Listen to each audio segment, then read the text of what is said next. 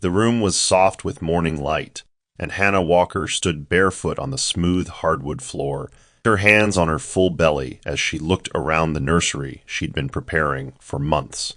Cream-colored curtains fluttered with the breeze from the open window, and sunlight spilled across the neatly arranged baby cot and the shelf lined with folded baby clothes.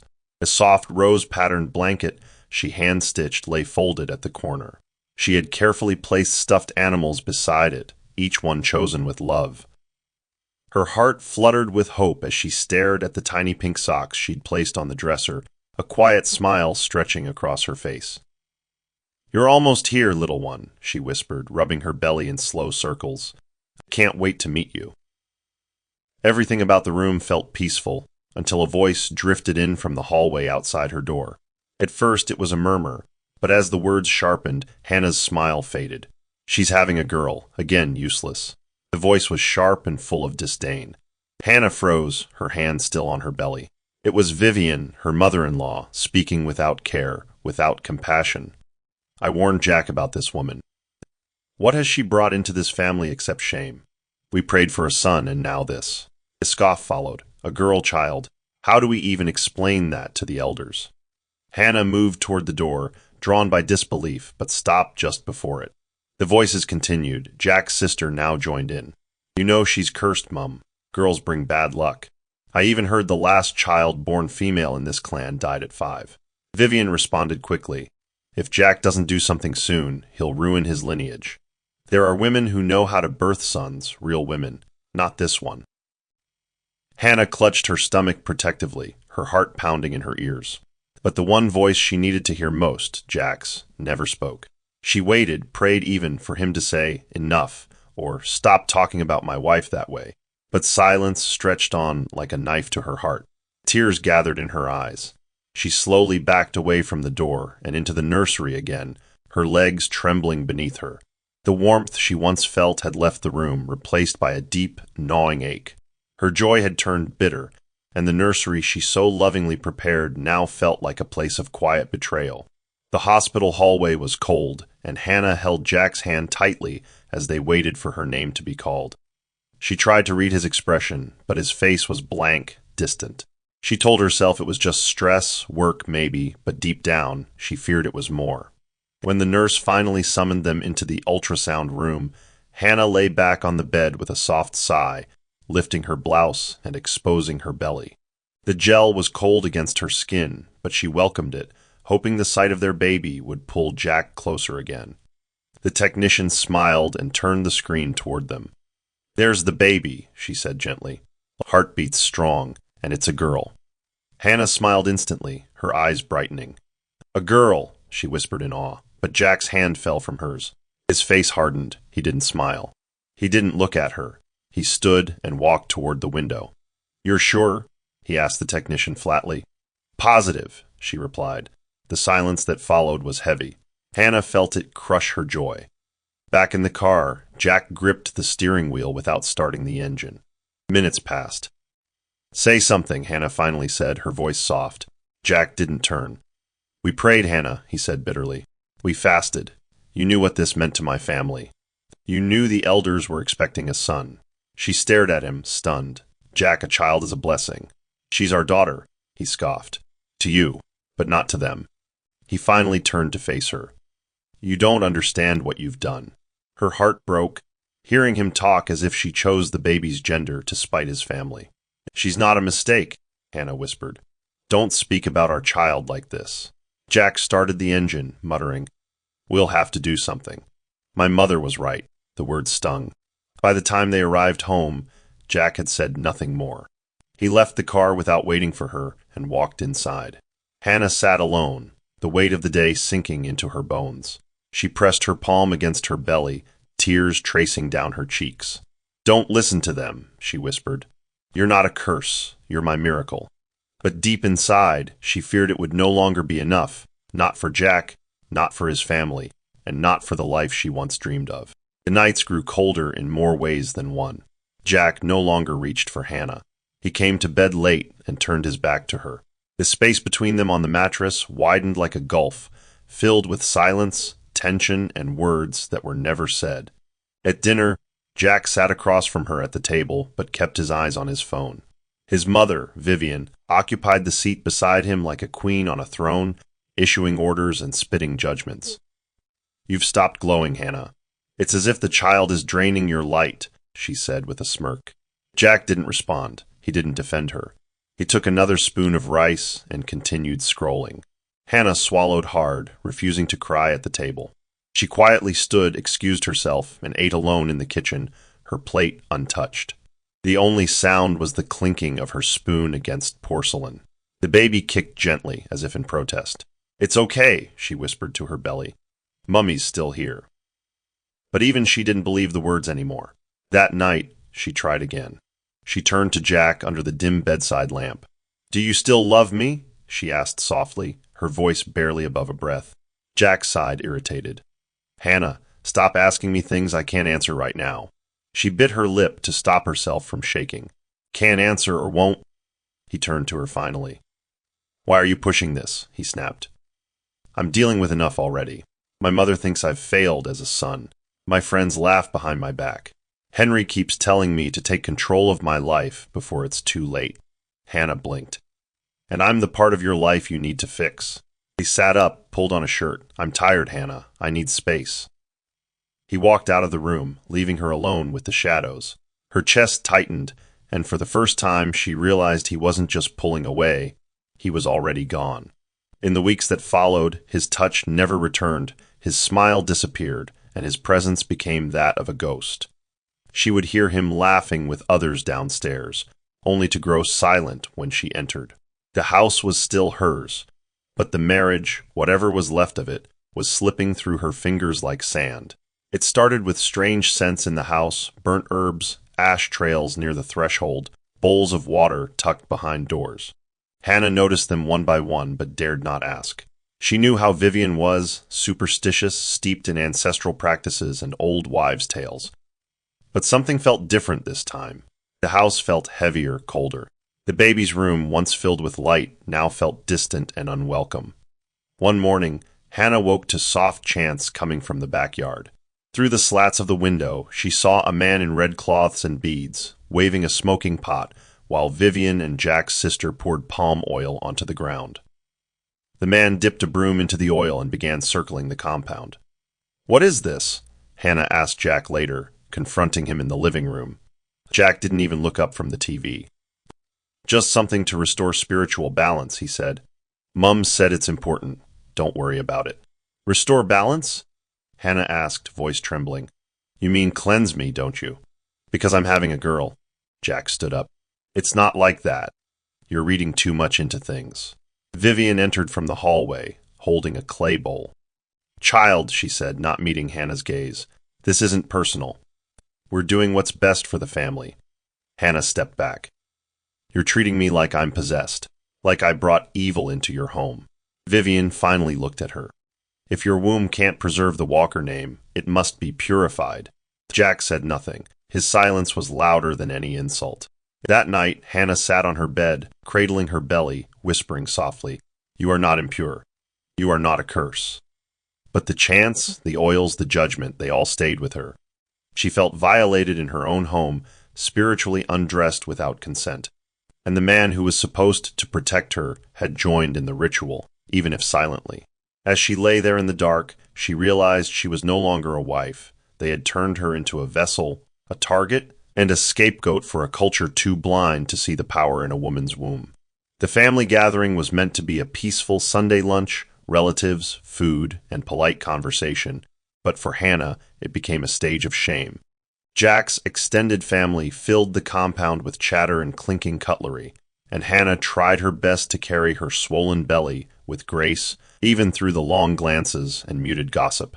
As she stepped out of the kitchen carrying a tray of fried rice, Vivian's voice rose deliberately for all to hear. "You shouldn't be lifting anything in your condition," she said loudly. "But I suppose girls don't weigh much. She's not carrying a real heir after all." Laughter rippled through the group, subtle but sharp. Hannah paused mid-step, her heart pounding. "Excuse me?" she asked, barely keeping her voice steady. Vivian stood with a glass in hand, eyes full of mockery. "I only meant, you've made your choice, haven't you?" A girl child, not that we had any say. Jack sat by the corner, quietly chewing, pretending not to hear. Hannah looked around, hoping anyone, would defend her. But all she met were downturned eyes and uncomfortable smiles. "I'm carrying a human being," she said softly. "Your granddaughter." Vivian rolled her eyes. "You say that like it's a blessing." Someone chuckled. "She's lucky she wasn't born during our father's time," Jack's uncle added. He'd have sent her back before the first contraction. The laughter grew louder. Hannah's face flushed with heat as she placed the tray on the table and quietly stepped back. She turned to Jack, who was now swirling his drink. "Will you say nothing?" she asked. "Jack," but he didn't lift his head. "It's just talk," he muttered. "Don't make a scene." That broke her. "A scene," she repeated, voice rising. "They are tearing me down in front of you, and you're worried about making a scene?" Vivian stood quickly. "Lower your voice, Hannah. We are not your equals." The words hit like a slap. Trembling, Hannah walked out, barely making it to the guest room before collapsing in tears. Behind the closed door, she heard the party continue, laughter filling the air, and her husband's silence ringing the loudest of all. She was no longer welcome, not even as a mother of their blood. That day, something shifted in her. A realization settled. If no one would stand for her, then she would have to stand for herself, and for the child inside her. It was nearing dusk when Hannah returned from the nearby market, her arms sore from carrying vegetables and a few baby supplies she had bought with the last of the savings Jack allowed her to access. The compound was unusually quiet, too quiet. The gate was slightly ajar. Her heart pounded faster as she stepped into the compound and froze at the sight before her. Two small suitcases, her suitcase and the baby's hospital bag, neatly packed and dropped like trash by the main door. A black plastic bag with her toiletries hung from the doorknob. Confused, she knocked. No answer. She knocked again. Still no sound. She called Jack's number. Switched off. She called again, panic rising. The gatekeeper wouldn't meet her eyes when she turned around. "What is this?" she asked, breathless. "Madame Vivian said you've overstayed," he said quietly. "They say you should go back to your people before the child comes." "No, there must be a mistake," Hannah whispered, more to herself than anyone else. She reached for the door handle, but it was locked. She knocked again, louder now. "Jack!" Jack opened the door. "You can't do this to me." But there was only silence. Neighbors peeped through their windows, but no one dared speak. Vivian finally stepped onto the balcony, arms folded. "You'll deliver any day now. It's better you leave now than give birth to a shame in this house." Hannah looked up at her, stunned. "I'm your daughter-in-law. Your grandchild is in my belly." Vivian's expression was cold. "I have no granddaughter." Her knees buckled slightly, but Hannah forced herself to remain standing. "Where will I go?" she asked, choking. "Where you came from," Vivian said, turning her back. The door slammed. Hannah stared at her suitcases, two fragile symbols of everything she had once called home. Her eyes blurred, her limbs shook, but she bent down, lifted the bags, and began walking, one slow, painful step at a time. As she left the gate, no one stopped her. No one followed. She had been reduced to an unwanted burden, discarded without a care. Every step down the dusty road echoed the truth she had been denying for too long. She was no longer part of their family. The streetlight flickered overhead as Hannah dialed Jack's number again, her breath shallow from walking too far with the weight of pregnancy and rejection on her shoulders. Her phone trembled in her hands as the line rang once, twice, then voicemail. She wiped her tears with the back of her hand and tried again. Finally, he answered. "Hello," he said casually. "Jack," she breathed. "They locked me out. Your mother, your sister, they threw my bags out." "I'm walking alone, Jack. I have nowhere to go." There was a pause, a long silence that stretched into her soul. "Hannah," he said, voice low, "I know. I told them to." Her knees gave way slightly. "What?" she gasped. "Why? Why would you do that?" "I'm your wife," Jack sighed on the other end. "You need to understand it's not personal. The elders said this is the right step. You'll give birth soon. It's best you're not under their roof when it happens." Hannah shook her head furiously, as if trying to erase the words from her ears. "You're abandoning your own child, Jack." "I'm not abandoning anyone," he said coldly. "I'm just accepting what is." I can't change tradition. It's bigger than me. Bigger than us. Her voice cracked. You stood beside me when we married. You said we'd build a future together. Was that a lie? Jack didn't answer. He only muttered, I can't fight culture. And then the line went dead. Hannah stared at the screen as call ended flashed. She tried calling again, blocked. The man who had once sworn to protect her had vanished with a single phone call. As she stood alone under the night sky, the cold wind brushing against her sweat-soaked skin, Hannah knew she had lost more than a husband. She had lost a life, a home, and the last thread of illusion she clung to. A tear rolled down her cheek, not just for herself, but for the innocent child in her womb who had done nothing to deserve this.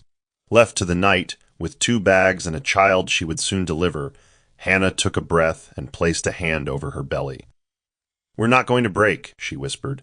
Even if they all leave, I'll never leave you. The moon cast pale light through the stained glass windows of the old church. Hannah had walked until her legs gave out, her hands gripping her belly as the pressure inside her grew tighter. Her sandals were torn from the long journey, her dress clinging damply to her skin. With trembling fingers, she pushed the heavy wooden doors open. The church was empty and smelled faintly of incense and dust. She dragged her bags behind her and lowered herself gently onto the cold floor near the altar, wincing from the weight of her pregnancy. She lay on her side, her head resting on her arm, too weak to cry anymore. The silence pressed into her chest like a stone. A janitor passed by the entrance, glanced at her pitifully, but said nothing. Her lips cracked from thirst. Her stomach growled from hunger, but her soul ached louder than her body ever could. Alone in the dark, Hannah finally let out a choked sob. God, if you're real, don't let her be born in pain, she whispered. Don't let her see the world hate her before she even breathes. Morning light crept in, and the cold of the night had sunk into Hannah's bones. The ache in her back pulsed with every breath. She tried to shift her weight but stopped midway, too exhausted to move. Her baby kicked faintly, one little reminder that she still had someone to fight for. We made it through the night, she whispered weakly. We're still here. Footsteps echoed down the church aisle. A woman approached, an old nun with graying hair and a gentle face. She knelt beside Hannah and placed a warm hand on her forehead. My child, what happened to you? Hannah opened her mouth, but no words came, just tears. The woman called out to another and fetched a blanket. She gently lifted Hannah into a sitting position, offering her warm water from a flask. Hannah sipped slowly, grateful for the taste of kindness. They left me, she finally said, voice hoarse. They said my baby's a mistake. The nun pressed her hand. The child is never a mistake, not to God, and not to anyone with a heart. Hannah sobbed freely this time, her body shaking. She was still broken, still lost, but someone had finally seen her. Someone had called her child again. That single act of compassion stitched something back together within her that the world had tried to tear apart. The air was thick with dust as the early sun rose behind the steeple. Hannah sat hunched at the base of the steps leading out of the church, her arms wrapped tightly around herself. Her belly, heavy and full, heaved gently with each breath. Every movement was becoming harder, her body swollen with fatigue and ache. The nuns had brought her food that morning and a few paracetamol tablets, but they had little else to offer. The hospital's too far to walk, one of them had said sadly. We'll try to find help by tomorrow. But Hannah knew time was slipping. Her due date was close. The tightness in her belly had become more regular. Pain danced beneath her ribs. She leaned against the old stone wall and looked up at the sky. Please, just someone, she whispered. Let someone see me. And then she heard the soft purr of an engine approaching slowly on the gravel road. A sleek black Mercedes-Benz SUV rolled to a halt just a few feet away. The tinted window slid down. Elijah Thompson, dressed in a crisp shirt and sunglasses, leaned slightly forward from the back seat. His driver looked confused. Sir, she's pregnant. Should we move along? Elijah held up a hand, observing the woman seated on the stone steps like she had become part of the architecture. Something about her, broken but poised, tired but still holding her head up, gripped him. Roll down my window, he said. Hannah didn't move. She looked toward the car, expecting another stranger to look away. But this time, the man didn't look away. He stepped out. She tensed. "Do you need help?" he asked gently, removing his sunglasses. She blinked. "No one's asked me that in weeks," she whispered, voice raw. Elijah knelt to her level. "Can you stand?" She tried and stumbled. He caught her with both arms. "It's all right," he said. "We'll get you somewhere safe." The way he looked at her wasn't pity. It was reverence, like he was witnessing strength in its purest form. She hesitated, then nodded. He opened the car door, helped her inside, and gathered her bags without complaint. For the first time since her world collapsed, Hannah allowed herself to exhale. Not because the pain was gone, but because someone had finally come, and they didn't come to judge. They came to carry her. The ride was quiet, but not awkward. Hannah sat in the plush leather seat, her head leaning back, her eyes fluttering shut. The comfort was foreign, almost unreal.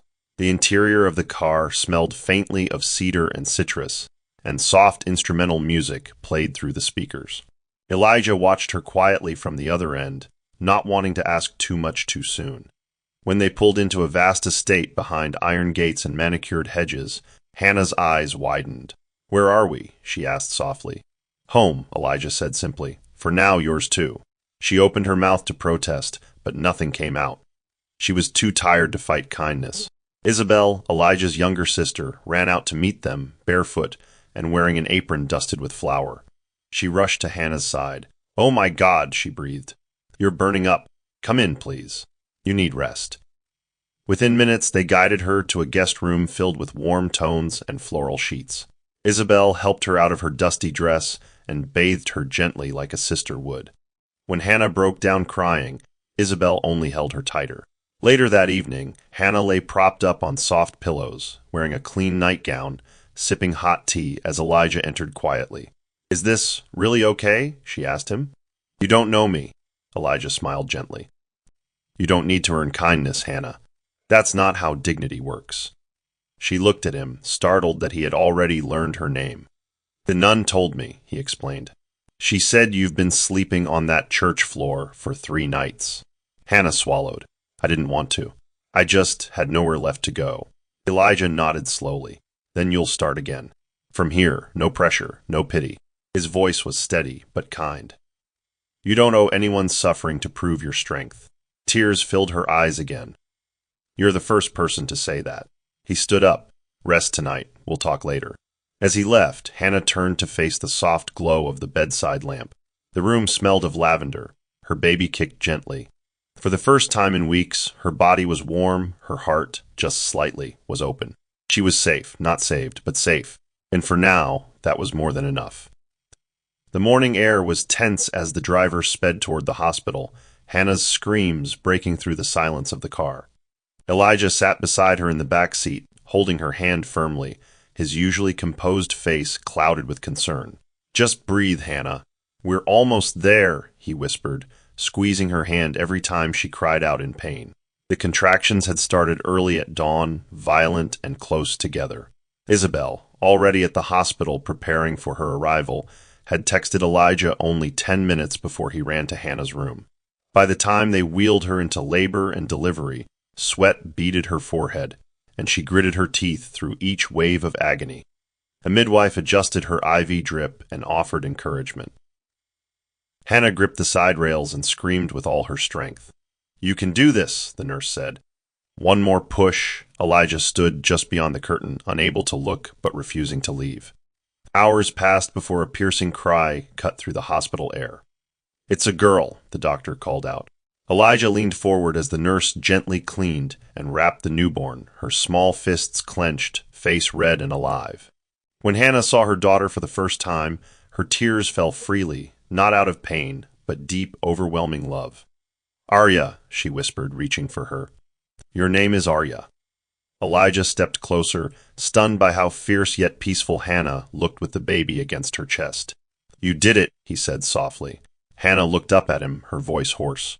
"She fought her way into this world. She's my little warrior." Isabel entered just then, eyes glistening. "She's beautiful, Hannah, just like you." The baby yawned and nestled deeper into Hannah's arms.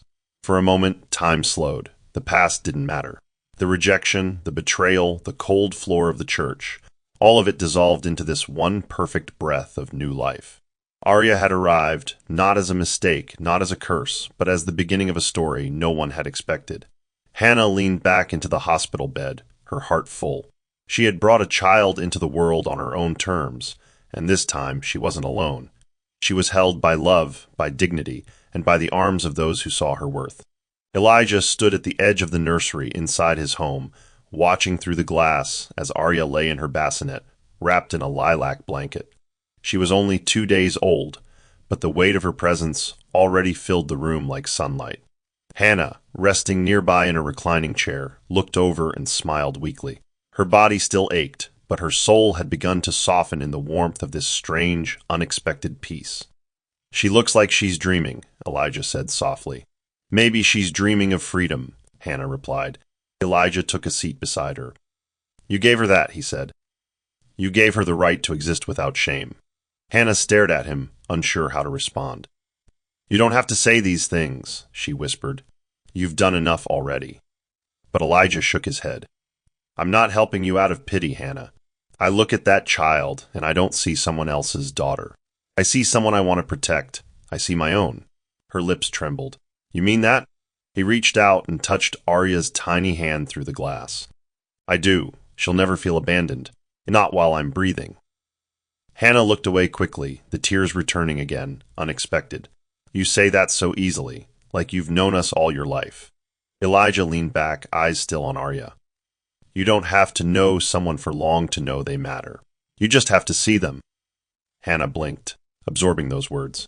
No one had ever seen her like this before, not even Jack. She reached for his hand without realizing it. "I don't know what to say," she murmured. Elijah held her hand firmly. "Don't say anything yet. Just rest. Just be a mother."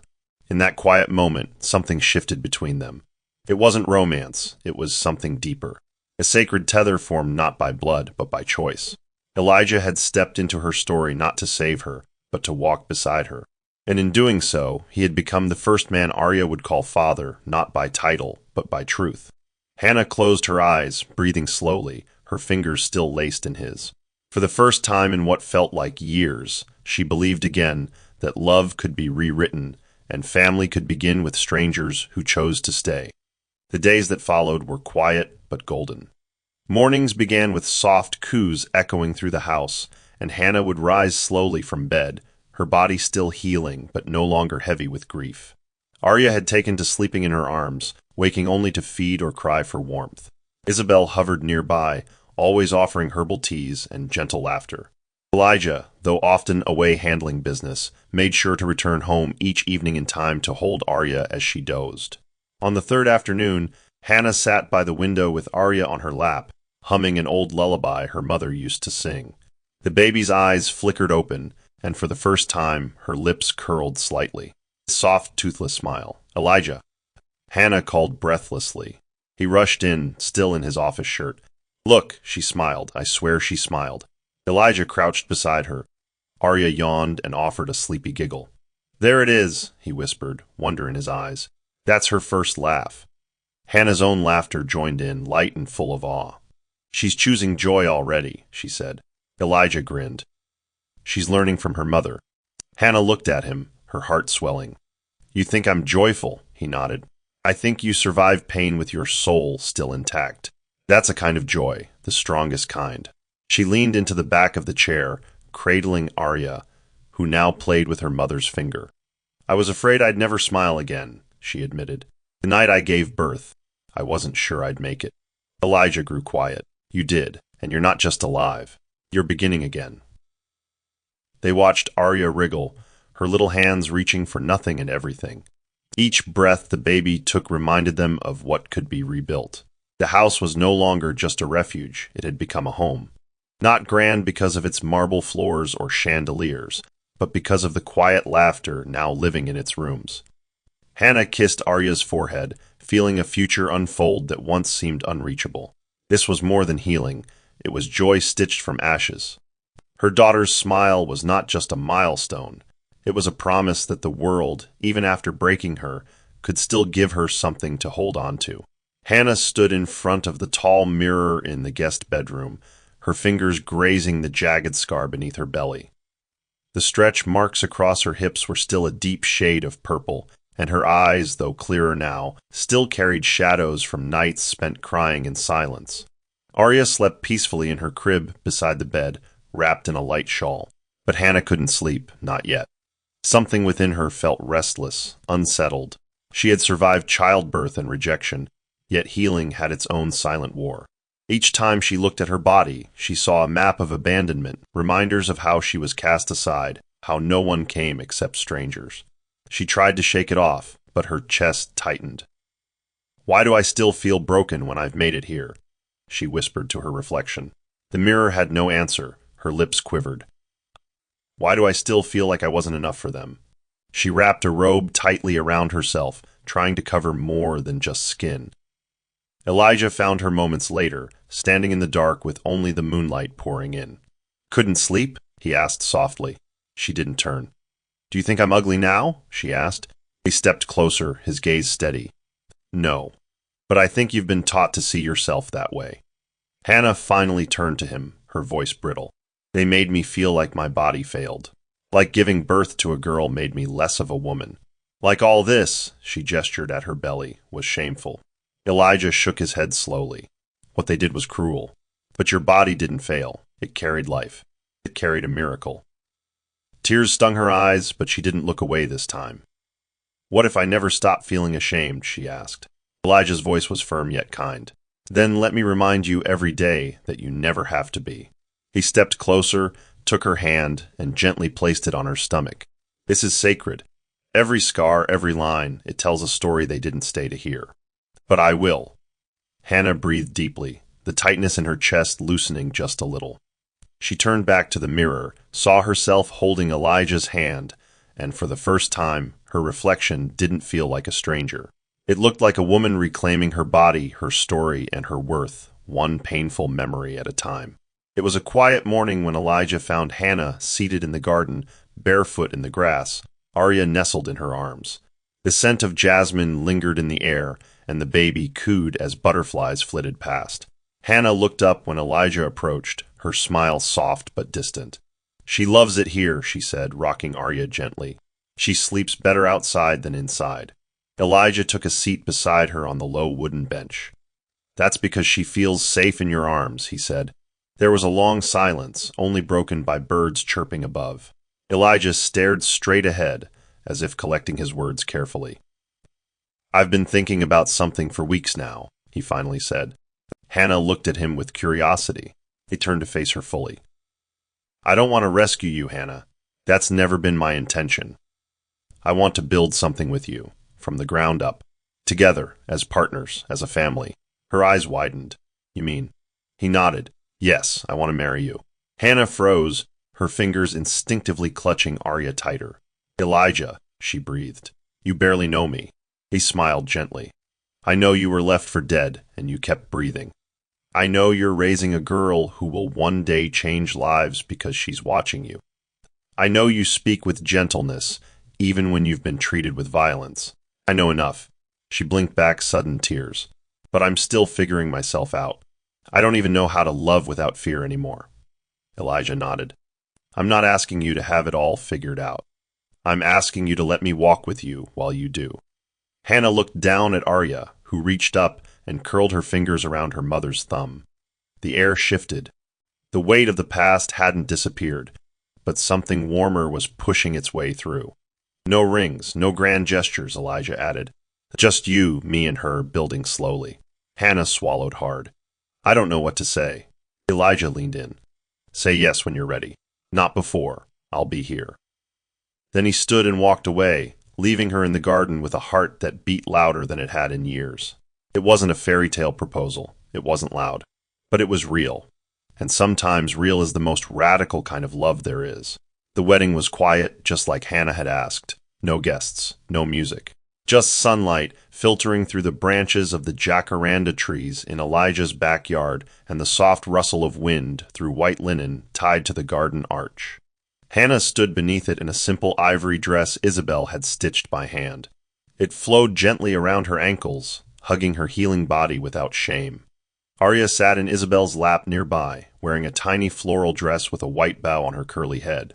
Elijah wore a dark blue suit, no tie, no frills, just a man standing for a promise he'd already made with his actions. The officiant smiled warmly at both of them. "You've come not to impress the world, but to confirm the bond you've chosen in private," she began. Hannah looked at Elijah, and for the first time in her life, she felt completely present, unafraid of what came next. "I never thought I'd wear white again," she said with a shaky laugh. "I thought I was ruined." Elijah took her hands. "You were never ruined. You were reborn." There were no speeches, no loud declarations. Just a whisper exchanged between them as the officiant pronounced them husband and wife. "You still sure?" Hannah asked softly, half-teasing. Elijah smiled. "More than I've ever been about anything." He leaned in and kissed her forehead first, then her lips, gently, reverently. Isabel clapped softly as Arya squealed from her seat. "See that?" she giggled. "Even your daughter approves." The three of them, Hannah, Elijah, and Arya, took a photo that afternoon beneath the trees. No gowns, no tuxedos, just three people wrapped in laughter, sunlight, and second chances. Later that evening, as they sat inside sharing a quiet meal, Hannah whispered, "I don't feel like someone's wife, I feel like someone's home." Elijah looked at her, his eyes warm. "That's what I wanted, not to own you, to build with you." And as Arya fell asleep on Hannah's chest that night, wrapped in her parents' love, the walls of the house no longer echoed with emptiness. They echoed with belonging. Not born from wealth or rescue, but from two broken hearts choosing, day by day, to make room for healing and hope. The Thompson home soon transformed into a haven filled with laughter and tiny footsteps. Arya was now 3, her curls wild and untamed, her eyes filled with curiosity and a charm that drew everyone in. She loved to run barefoot through the garden, chasing butterflies and asking impossible questions that made Elijah chuckle and Hannah shake her head in wonder. "Mummy, why do clouds float?" she asked one morning, standing on her tiptoes as she pressed her face to the glass window. "Because they're light and soft like you," Hannah replied, tickling her daughter's sides. Arya giggled and pointed toward the sky. "Then can I fly too if I'm soft?" "In your dreams you already do," Elijah said, entering the room with her favorite banana pancakes. Arya squealed and ran to him. "My daddy makes flying food," she announced proudly, cradling the plate as though it were gold. Her words, simple and pure, often brought tears to Hannah's eyes. Arya had never once asked where her real father was. To her, Elijah was the only man she needed to know. At bedtime, Arya insisted on 2 stories, one read by Hannah and the other told from Elijah's imagination. "Tell me the one about the lion who found a flower," she said one night, curling up between them on the bed. Elijah launched into his tale, each word animated with life. Hannah watched her daughter's eyes widen with wonder, and then slowly droop into sleep. After a while, Elijah leaned in and whispered, "She's got your strength." Hannah smiled softly, brushing a curl from Arya's forehead. "She's got your heart," she whispered back. The home they had built was not one of grandeur, but of grace. Arya had grown not just into a joyful child, but into a soul who carried no memory of the pain that brought her into the world, only the love that sustained her afterward. Her laughter filled rooms once haunted by silence. And every day she ran into Elijah's arms calling him Daddy. A deeper healing took place in Hannah's heart. It wasn't that the past was forgotten. It was that it no longer held power. They had rewritten the story, not with noise, but with nurture, with steady hands, and with a daughter who embodied everything they thought they'd lost, and everything they never saw coming. In recent months, ever since whispers started circulating about a woman named Hannah, now living in a mansion with her child. A child born from shame, now reportedly thriving under the care of a powerful man. "It's nonsense," Vivian said with a dismissive wave, but the tremor in her hand betrayed her. "People say anything these days." But her cousin leaned forward. "Vivian, I saw them myself, at a private art event. Hannah looked like a queen." "That man she's with?" "They say he owns half the real estate in the northern districts." Vivian's mouth thinned. "A daughter born in disgrace is still a disgrace. No amount of money changes that." But her words didn't land with the same certainty they once held. Doubt was creeping in, quiet and sharp. That night, she pulled out an old photo of Jack and Hannah's wedding and stared at it long and hard. Her son had remarried, yes, but nothing about his life felt settled. He was irritable, distracted, and distant. And now this? Her daughter-in-law, who had left with nothing but a bag and swollen feet, now rubbing shoulders with wealth and dignity. She picked up her phone and called Jack. "Have you heard these rumors?" she asked immediately. Jack exhaled on the other end. "About Hannah. She's flaunting herself now like some city madam. Do you know who the man is?" Jack's voice was tight. "I've heard things. Elijah Thompson. Real estate tycoon, very private, very rich." Vivian scoffed. She must have trapped him. Jack said nothing. That silence made Vivian pause. "Jack?" she pressed. "You're not still thinking about her, are you?" "She moved on, Mum," he said finally. "She found someone who treats her right. That's all I know." Vivian felt her throat dry. The foundation of superiority she once stood on was starting to crack. The girl she'd once thrown out was no longer beneath them. She had risen silently, steadily, and worse, she had done it without begging for forgiveness or asking for a second chance. That fact burned more than any insult ever could. Jack Walker sat at the edge of his bed, still dressed in yesterday's clothes, his head in his hands. The room was silent, too silent. His second wife, Julia, had left early that morning for her fertility appointment, the third in the past 2 months. The previous test results had been devastating. "Nothing is wrong with me," she had said in tears, shoving the report at him. "Are you sure you're the one that's fine?" Jack had said nothing then. But now, sitting alone, he couldn't ignore the doubts. He reached into his drawer and pulled out the envelope he had been avoiding for weeks, his own test results. His fingers trembled as he opened it again. Infertile. The word stared back at him like a curse. He dropped the paper and stood abruptly, pacing the room. "It can't be me," he whispered. "It was never me. It was her. It had to be her." But the truth had already settled in. Hannah had carried life, his child. A child he rejected. A child who was clearly not the mistake he once believed. He poured himself a drink and sat back down, his mind flashing through memories he'd tried hard to bury. Hannah crying at the door, her belly full, his silence echoing down the hall. He had thrown her away, convinced she was the shame. But now the shame was sitting with him in this empty, silent home. Julia hadn't spoken to him since the results came out, her eyes filled with questions she hadn't dared voice. "Why her and not me?" she had whispered once. He had no answer, because he hadn't earned her, because he hadn't protected her, because Hannah had been the blessing, not the curse. Jack looked at himself in the mirror and barely recognized the man staring back. He wasn't a husband. He wasn't a father. He was a shell of someone who once had everything and didn't know how to hold it. He sat back down, gripping his phone. For the 100th time, he hovered over Hannah's number, now saved under a different name. But he couldn't press call. He had already lost her, and now he was beginning to understand what that truly meant. The sun had barely risen when Elijah noticed the silhouette standing behind the gate. He stepped onto the balcony, confusion etched across his face. "Who is that?" he murmured. Hannah, already dressed for the day, followed his gaze and froze. There, gripping the bars of the wrought iron gate, was Jack Walker. He looked nothing like the man she had once married. His shirt was wrinkled, his face unshaven, and his eyes carried the weight of sleepless nights. "Why is he here?" Hannah whispered, anger and confusion swirling in her chest. Elijah didn't answer immediately. "Let's find out." Downstairs, the housekeeper refused to open the gate until instructed. Elijah approached calmly, but with quiet authority. "State your purpose." Jack's voice cracked. I want to see Hannah and the child." Elijah didn't flinch. "You lost that right years ago." But Jack clung to the gate, desperation in his eyes. "Please, I just need to talk to her." Hannah appeared beside Elijah without being summoned. Her back was straight, her chin high, but her hands trembled slightly at her sides.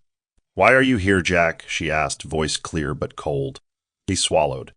"Because I've lost everything. And I realized she's the only thing that ever mattered. I made a mistake. I didn't know." "No," she interrupted. "You knew. You just didn't care." Jack's eyes filled with tears. "Let me be in her life, just a little. I don't even want forgiveness. I just want to see her, hear her voice." A small figure stepped out from behind the front door. Arya. Her hair was in a puff, her little hands holding the hem of her dress. "Mummy," she asked. Hannah turned. Stay back, sweetheart. But Arya had already seen the man at the gate. Who's that? Jack knelt immediately, eyes filling with hope. I'm your daddy, he said. Arya blinked, confused. Then she stepped closer to Elijah and held his hand. No, that's my daddy. Jack's breath hitched. Elijah gently placed a protective arm around Arya's shoulder, and Hannah stepped in front of them both. You left me to birth her alone, she said coldly. You buried your rights that day. We don't owe you a place in a life you tried to erase. The gate remained locked. Jack stood there as they walked back inside, together, whole, and untouched by his regret. That evening, Arya sat cross-legged on the living room rug, coloring a picture of a lion standing beside a sunflower. It's you and me, she said, holding it up to Elijah. I'm the flower and you're the lion.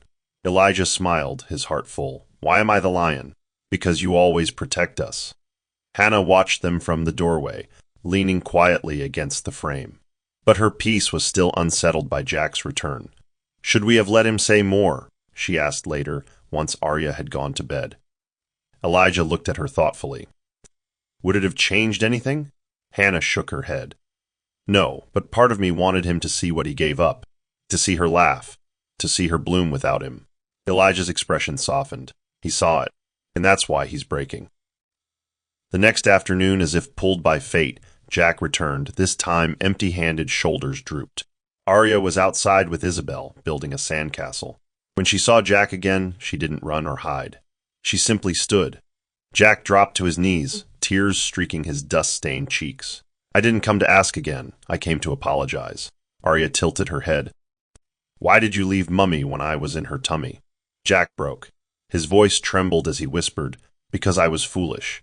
Because I thought having a girl made you less. Arya looked at him quietly. But I'm not less. No, he sobbed. You are everything. Isabel stepped forward, gently pulling Arya back. Hannah, standing nearby, said nothing. She didn't need to. The child had said what years of pain had tried to silence. Arya had spoken with clarity, honesty, and innocence, the kind that cut deeper than revenge ever could. Jack nodded slowly, standing to his feet. She's wonderful, he said to Hannah. You raised her well. Hannah's eyes never wavered. No, she raised me too. With that, she turned and led Arya back into the house. Jack didn't try to follow. For the first time he understood, forgiveness was not owed, presence was not a right, and some wounds, once inflicted, rewrite a man's role in the story forever. Vivian sat in her parlor, flipping through an old photo album filled with family portraits. One after the other, she stared at pictures of Jack as a child, her late husband in traditional attire, and their once bustling compound. Now it echoed with silence. One of her sisters entered, her face grim. They're talking about you, she said, handing Vivian a tablet. On the screen was a trending video, one taken years ago by a former housemaid. In it, Vivian's voice rang clearly. She will give birth to a shame. The girl is not a blessing in this house.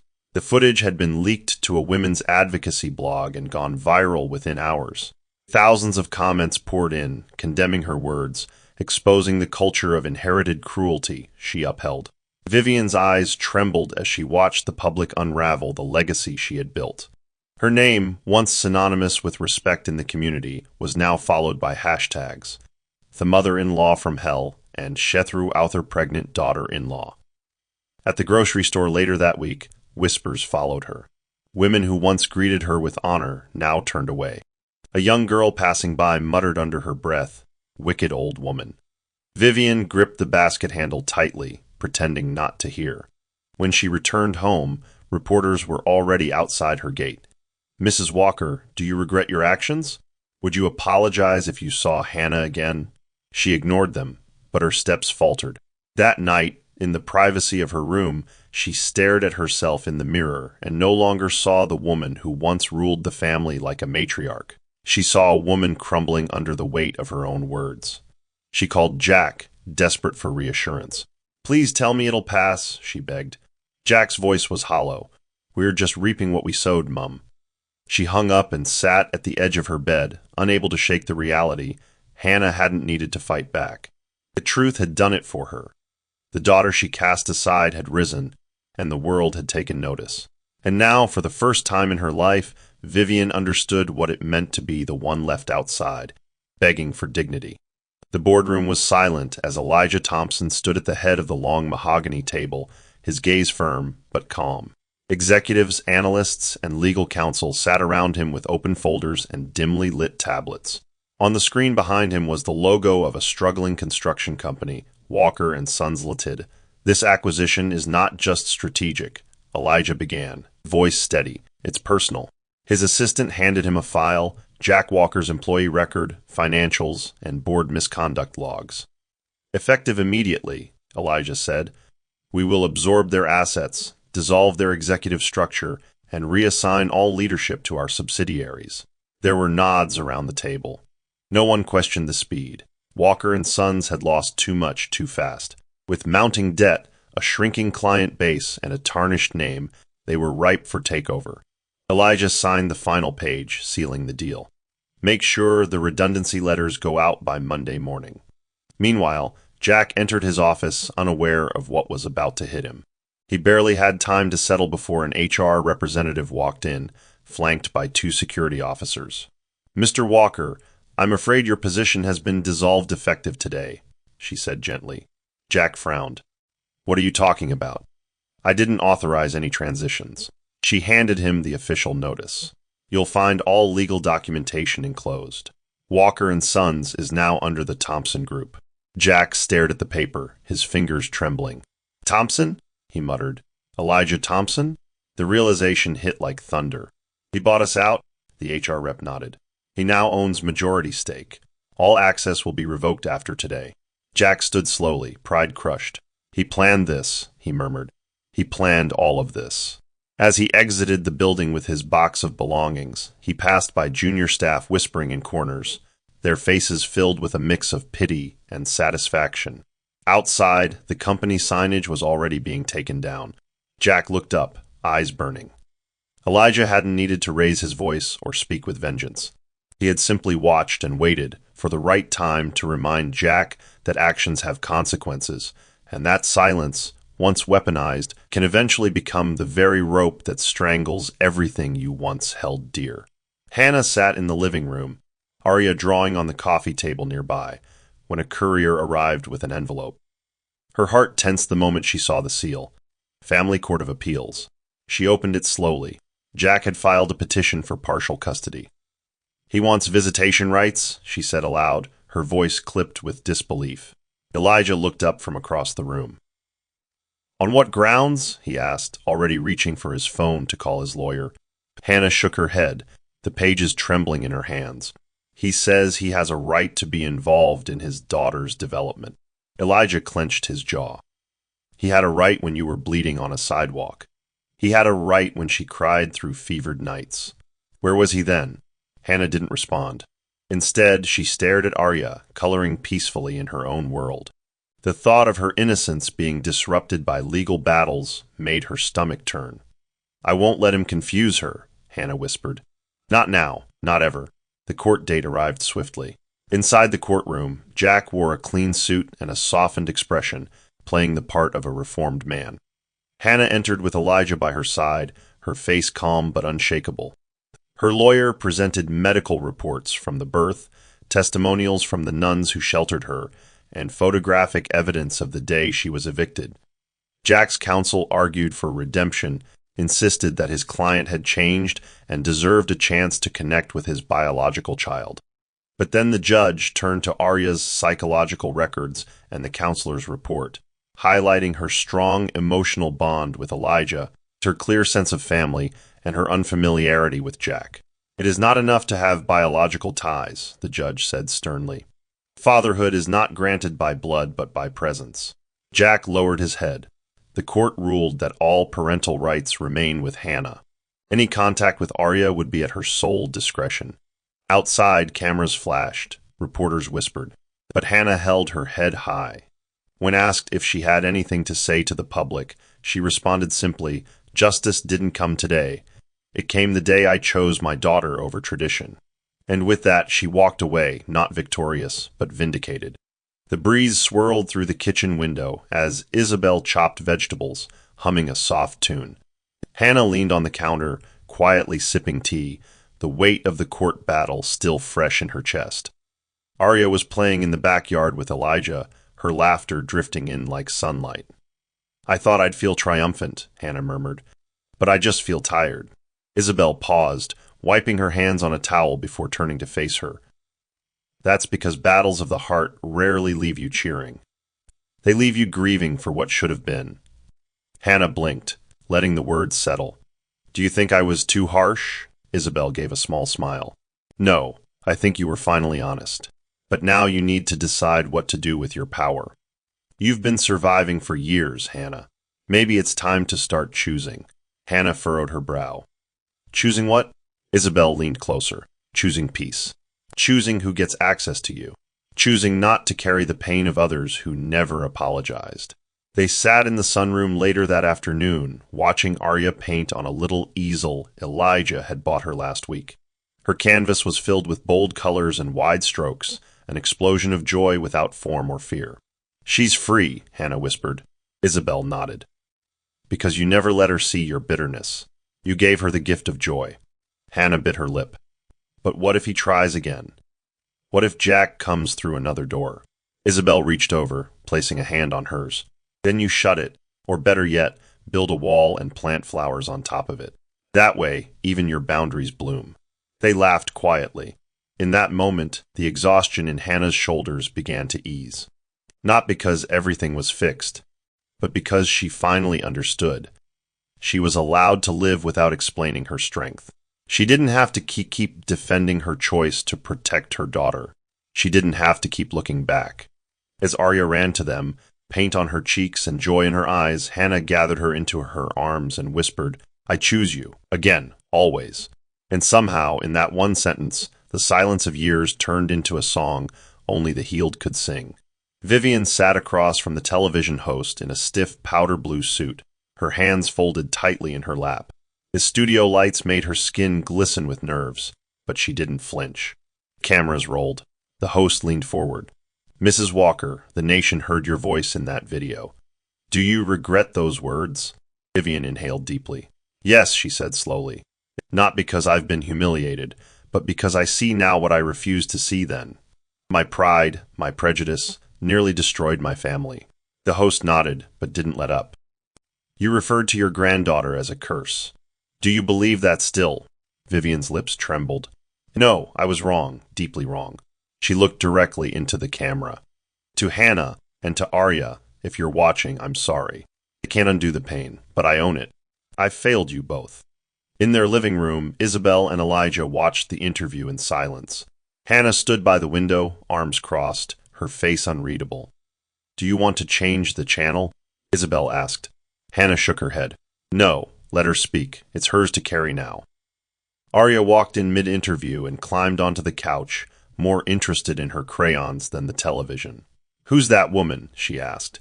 Elijah replied gently, "Someone who's learning." Hannah didn't respond. Later, as the interview circulated online, people called, sent messages, asked questions. But Hannah didn't engage. She chose instead to spend that afternoon in the garden, tending to her roses while Arya watered the soil. Vivian's apology had come late, but it had come. And while forgiveness wasn't immediate, Hannah recognized something powerful in seeing her oppressor stumble through repentance. It didn't erase the past, but it offered a mirror. And sometimes that was enough. That night, as Elijah kissed her forehead and turned out the light, he whispered, "You don't have to accept her words, Hannah. You just have to know they're not yours to hold anymore." And with that, Hannah slept, lighter than she had in years. The school auditorium buzzed with excitement as proud parents took their seats, cameras at the ready. Today was the annual creative writing celebration, and Elijah sat with his arm around Hannah while Arya fidgeted in her tiny chair on stage, clutching her hand-drawn booklet. She had been chosen as the youngest recipient of the Heart Voice Award, given to students whose writing showed deep emotional insight. When her name was called, Arya walked shyly to the podium, her pink bow slightly crooked, her voice small but clear. My story is called The Lion and the Rain. It's about a brave lion who finds a flower crying in the storm and decides to shelter her. Everyone laughed at him, but he kept her safe. The flower grew up and made a whole garden. The room went still, every adult hanging on each word. Arya glanced at her mother and smiled. This story is for my mummy and my daddy, because they made a garden with me. Elijah felt tears in his eyes, and when Hannah reached for his hand, hers was already shaking. After Arya finished reading, the applause was thunderous. Teachers whispered to each other. One said, "She writes like someone who's lived 100 lives." On the drive home, Arya held the small gold plaque close to her chest. "Did I do good?" she asked from the back seat. Elijah looked at her in the mirror. "You did more than good, baby girl. You moved hearts." At home, they had a small dinner to celebrate.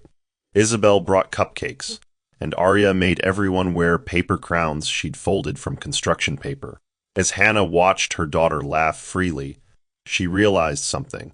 The legacy that once tried to silence them had been rewritten. Not in legal documents or public apologies, but in stories, in classrooms, in a child's voice. Arya was proof that beauty could rise from ashes. And more than that, she was the reminder that every seed of kindness planted, every moment of tenderness shared, had taken root in someone who would grow up to bloom in the world, even if the world once told her she never should have been born.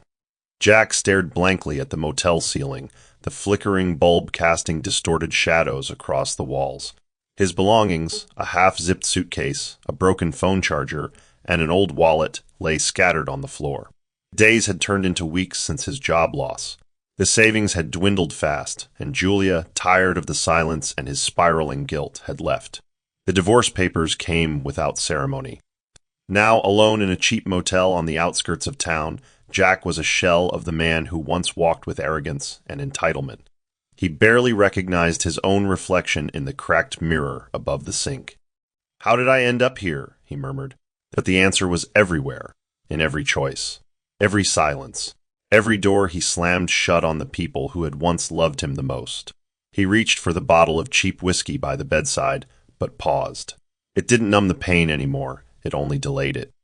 Later that night, he wandered outside and sat on the pavement, his breath fogging in the cold air. He saw a little girl pass by with her father, hand in hand, giggling about something simple. Jack's chest ached. "That should have been me," he whispered, voice cracking. "I should have been her father." For the first time in a long while, tears flowed without resistance, not because of loss, but because he finally understood what he had destroyed. Not just a marriage, not just a reputation, but the chance to be remembered as something other than the man who disappeared when it mattered most. He returned to his room, pulled out a notepad, and began to write not a demand, not an excuse, but something raw, something honest. "To the only woman I ever truly failed," he began. By the time he finished, the paper was stained with tears. He folded it carefully, placed it in an envelope, and stared at it for a long time. It wouldn't fix anything. But it was all he had left. A fragile attempt to say, "I see now, and I'm sorry." The envelope arrived late in the afternoon, tucked between a magazine and a package of new storybooks Hannah had ordered for Arya. She almost didn't notice it, plain, unmarked, sealed with a faintly trembling hand. But when she saw the familiar handwriting on the back, her fingers stiffened. She didn't open it immediately. She left it on the counter and went about folding laundry, checking dinner, and helping Arya arrange her dollhouse. But it pulled at her like a thread unraveling something she thought was finally whole. After Arya had fallen asleep and Elijah was upstairs reading, Hannah returned to the envelope. She sat alone at the kitchen table, the night breeze whispering through the windows. With one careful tear, she opened it. Inside was a single sheet, written in shaky cursive. "Hannah," it began, "I used to think the world owed me something for being born a man. I thought power came from control. I thought silence was strength. But I was wrong." She read on, eyes scanning every line slowly. "You gave me a daughter, and I threw her away. Not because she wasn't worthy, but because I wasn't." Her hands trembled as she reached the end. "I know now that I can never be her father. I forfeited that. But I need you to know that the girl I rejected has become the light in the stories I hear from others. They say she's smart, kind, brave. That means you did everything right. And I did everything wrong. I'm sorry, Hannah, for what I took, for what I never gave, for the words I never had the courage to say until now. It wasn't signed with pride or even with hope, just a name, written small in the bottom right corner. Jack. Hannah sat in silence for a long while, the paper trembling in her hand. She didn't cry, she didn't rage, she simply exhaled. Gently, she folded the letter and placed it in the drawer with Arya's birth certificate and her earliest drawings, because even wounds, when they scar over, deserve a place among the things that prove you survived. A golden sunset spilled across the Thompson estate, painting the sky in hues of orange and lavender. Arya skipped ahead along the garden path in her pink sneakers, clutching a sketch pad and humming a song she'd made up that morning. Elijah walked beside Hannah, their fingers intertwined, his thumb tracing soft circles against her palm. "She wants to plant sunflowers next," he said with a smile. "Says they're the happiest flowers." Hannah chuckled. She's not wrong. She makes everything bloom. The path curved gently past the roses, down to the small wooden bench where Hannah used to sit alone in silence. Now it was surrounded by Arya's painted rocks and toy animals. Life had spilled into every corner of the place. "You've changed everything," Hannah murmured, looking up at Elijah. He stopped and turned to face her. "No, you did. I just made space for it." She looked at him for a moment, her eyes wet. "Thank you for not asking me to forget the pain, but for helping me grow from it." Ahead, Arya ran to the edge of the hill, arms wide like wings. "Come on," she called, laughing. "Let's see who gets there first." Elijah took off in a playful jog, but Hannah stayed behind a moment longer, turning to glance over her shoulder. Not at a person, but at a memory. A version of herself that once stood beneath rain clouds, pregnant and abandoned, gripping her stomach and wondering how she would survive. That woman no longer walked beside her, but she was still part of her. And that, she realized, was okay. She turned forward and followed her family up the hill. At the top, Elijah lifted Arya onto his shoulders, and Hannah wrapped her arms around both of them, holding on as the wind swept past. The past hadn't disappeared, but it no longer defined her. Not the rejection, not the names. Not the silence, only this moment did. And as they stood together against the last light of day, Hannah whispered under her breath, "We were never the curse, they just couldn't see the blessing." And with her family wrapped in her arms, she smiled, not because the journey had been easy, but because she had finally reached a place where she no longer had to walk alone. Here's the Bible verse, Isaiah 61 verse 3 NIV. "To bestow on them a crown of beauty instead of ashes, the oil of joy instead of mourning, and a garment of praise instead of a spirit of despair. They will be called oaks of righteousness, a planting of the Lord for the display of his splendor." Meaning and context. This verse captures Hannah's transformation from rejection and despair to restoration and dignity. What was once scorned became a testament of God's redemptive glory. Through love, perseverance, and divine timing, her ashes were exchanged for beauty. Moral of the story: true worth is not determined by culture or rejection, but by the courage to rise after being cast aside. This story teaches that no voice, no tradition, and no shameful silence has the power to erase purpose. What others call a mistake may be the very miracle that changes the world. Forgiveness doesn't always mean restoration, and healing often begins with letting go of who hurt you and holding on to who stood with you. Love, when chosen with integrity, becomes a home even the storm cannot shake. That's the end of the story. What did you learn from this story? Drop your thoughts in the comment section. Leave a like, and don't forget to subscribe and turn on post notification so that you'll be notified whenever we drop our next videos. Also, share this video to someone who might be interested. Thank you so much for watching.